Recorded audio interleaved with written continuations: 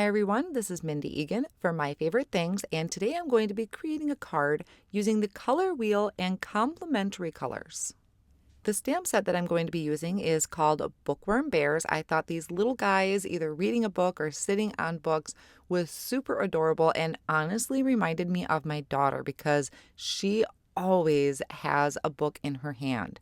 So I'm stamping these bears onto 80-pound white cardstock using the My Favorite Things Extreme Black ink because it is alcohol marker friendly. I'm going to be coloring my images using this new alcohol marker. These are called the Olo markers, and I've been just kind of dabbling with them. I've been playing around trying to get the feel for them. So I thought I would color the bears with these markers. Now, for the browns, it's really interesting because their label on the ends is OR, which I can't remember all the exact naming of them all, but that one kind of confused me at first. It's not necessarily an E like the Copic markers are, but I am using kind of a similar process to it as far as shading. They blend really nice, just like Copic markers. One of the main reasons that I did get some of these was because the barrel holds the alcohol ink is way different than a Copic marker. For a Copic marker, the barrel of the marker kind of has a lining to it that absorbs your alcohol ink. So you're not getting all of that, you're not using all of that alcohol ink. Plus, my tips were constantly crystallizing. So I decided to try these out. So far, I am loving them. I am going to be bringing in my Copic markers for kind of the smaller things like the shirt and the books, mainly because I am really familiar with my Copics, so I could grab the exact colors I needed. I didn't have to think about it a lot. I'm using the same shading concepts that I would if I was using my Copics. For this bear, I added the shadow area to the back of the head because to me, that's just my perspective of it, is I would think of the light shining on the face. So still using all of the same concepts. I also did stick with 80-pound white cardstock because that is what I am familiar and comfortable with coloring on, but there is also express-it paper and other sources of cardstock that people use for coloring with alcohol markers. So use what is comfortable for you. Now, if you're not into alcohol markers, you could also be using your zigs. I think these are really nice because they're small and I think great for watercoloring or using your zigs, maybe even your Karen markers, or if you're into colored pencils, these would be a great image to use for that as well. Moving on to the rest of the bear, like their shirt and the books, I decided for this one, sitting on top of that stack of books, I was doing a rainbow color going down the front of the shirt and all of those stripes. I'm not adding any shading areas to it because they are really fine areas, so I'm not going to really get into shading that. I did shade a little bit on the books, mainly using just a 2 Copic blend. And then for the bottom book is going to be kind of this teal color. For the book that this one is holding up, I did a 3-color blend. Mainly, I chose 3 colors because there is a little bit more area to work with. When you get to some of those smaller areas, either just 1 marker or a 2-marker blend would work because of just the size of the area that I have to color. I'm also going through my markers and kind of using a rainbow color scheme for the books and maybe the shirts. So for this one, I have a red shirt for the bear and then finishing off with a yellow book. So I kind of incorporated the rainbow throughout all of the bears. Then I just lined up the coordinating dies, held them down with a low tack tape, and die cut them out. I'm also going to die cut out the tri-frame cover up from white cardstock.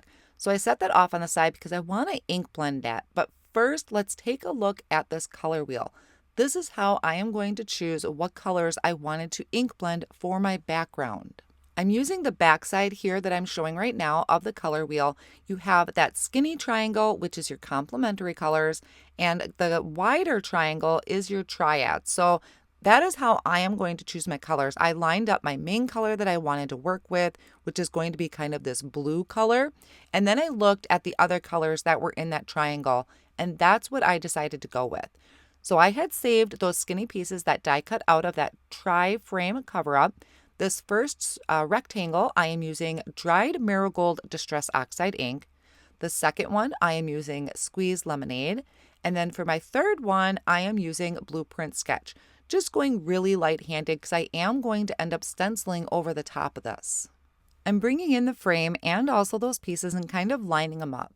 And then I'm going to bring back in that color wheel, and you're going to see I'm using the skinny triangle, which is the complementary colors.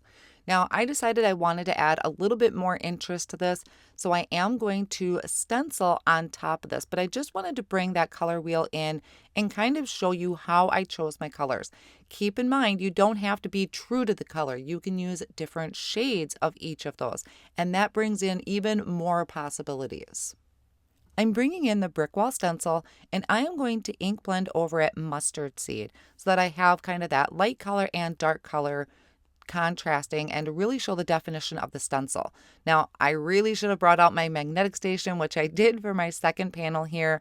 That silicone mat was a little tricky. It wasn't holding my stencil down very good. Now, over the dried marigold background, I applied some ripe persimmon, and then over the blueprint sketch, or that blue piece, I'm going to go over it with blueprint sketch again because I did a really light layer of it the first time around, and I know I can get darker, so I just used that same color to go over it. I'm going to pick the yellow piece to do my sentiment on. I'm lining up my bear over that stencil or over that kind of strip that I ink blended on, and I'm stamping on the sentiment from the Bookworm Bears stamp set using VersaFine black ink, which is amazing to stamp on top of your oxide backgrounds. Now, you are going to probably notice that my yellow piece is crooked. My stencil must have shifted, but my bricks are crooked. I thought I could live with it and just move on, but I really could not. So off screen, after I was done filming, I did redo that yellow piece. But for right now, I went ahead and glued down that frame just using some liquid glue and attached it to a white card panel that is 4¼ by 5½. I added the orange to the top, the blue on the bottom, and now I'm not even adding tape runner to the back of that yellow piece because I already knew this was going to bother me. So I just kind of am placing it there for now, and I'm going to go ahead and add foam squares to the back of each of the bears and add them to my panel. So for this top one, I kind of have it tucked off in the corner. The bottom one, I'm going to kind of just scoot over just a little bit so it's not quite lined up with the bear at the top. And then my bear with the books there, I didn't attach that one yet because this was the point I knew it was not going to stay that way. So this is a look at the finished card with the straightened out brick wall in the center. I hope this has given you a little bit of an idea how to use your color wheel, and I'm going to have mine sitting out on my desk to make sure that I use it. So I hope you do give one a try. Thanks for joining, and I'll see you soon.